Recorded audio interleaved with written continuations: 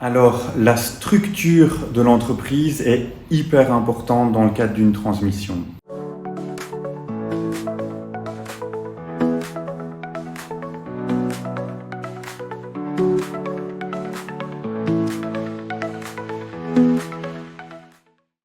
Il y a plusieurs éléments qu'on va regarder quand on va analyser la structuration de l'entreprise. Le premier, c'est la situation du patrimoine immobilier. Est-ce que l'immobilier est dans la société opérationnelle?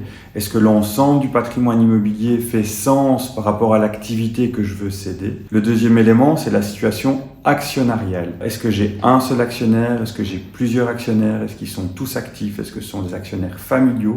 Quelle est la structure actionnariale de l'entreprise? Un troisième élément, ça va être la gouvernance de l'entreprise et typiquement, qui va prendre les décisions pendant le deal de cession. Si on doit s'adresser à 45 personnes pour avoir un accord sur une des lignes de la convention de cession, mais ça va être très compliqué. C'est un processus assez complexe qui va relativement vite à certains moments. On doit prendre des décisions relativement rapidement. C'est important d'avoir une bonne compréhension de la gouvernance au niveau des décisions.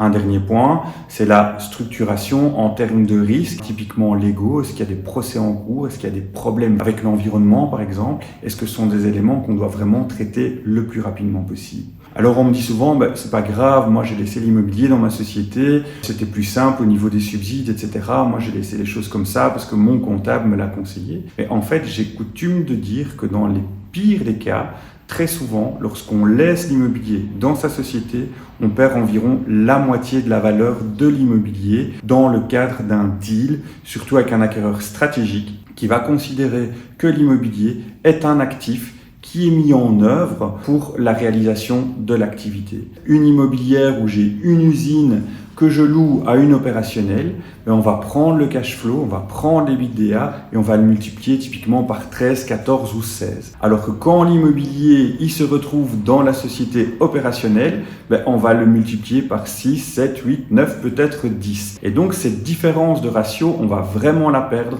quand l'immobilier est au sein de la même société qui héberge l'activité opérationnelle. C'est important de se poser la question tout de suite parce qu'une scission, une cession du fonds de commerce, une structuration ad hoc, elle prend généralement au moins 1 an à être mise en place. Ça veut dire que si je veux vendre, c'est un des premiers éléments que je dois nettoyer pour vraiment avoir une structure cohérente que je vais pouvoir vendre. Il faut aussi bien se dire que l'acquéreur qui est d'abord intéressé par l'activité opérationnelle, ça va lui coûter beaucoup moins cher d'acheter uniquement dans un premier temps l'activité opérationnelle. Qui plus est, si elle est au sein d'une société qui peut racheter les actions, c'est plus facile. Éventuellement, dans un second temps, avoir un privilège, avoir un droit de préemption pour l'acquisition de la société immobilière qui est liée avec l'activité. Il va sans dire qu'au niveau de l'actionnariat, si une partie des actionnaires ne veulent pas vendre ou si une partie des actionnaires veulent vendre tout de suite à un prix différent pour une quelconque raison, c'est aussi l'occasion, en préparant la transmission, de nettoyer l'actionnariat afin que l'ensemble des actionnaires soient vraiment alignés derrière le projet de cession. Voilà, j'espère que cet élément structuration ne sera plus un mystère pour vous et surtout, n'hésitez pas à nous contacter si vous avez des questions ou si vous souhaitez préparer la structuration de votre société à une cession dans quelques années. Merci beaucoup et à très bientôt.